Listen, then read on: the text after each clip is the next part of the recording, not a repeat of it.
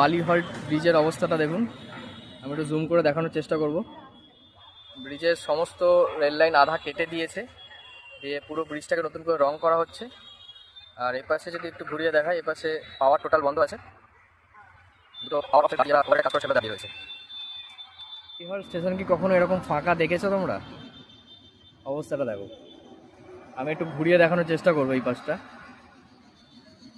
এটা যে যাত্রী প্রতীক্ষালয় ছিল, এখন কি হয়েছে? কালো প্লাস্টিকে ঢাকা। তার কারণটা কি? তার কারণটা হচ্ছে যারা এই দিকে আসছে, তারা এখানে খাওয়া দাওয়া করতে পারছে, গ্যাস রয়েছে, গ্যাস রয়েছে, বিশাল বড় বাপরে বাপ।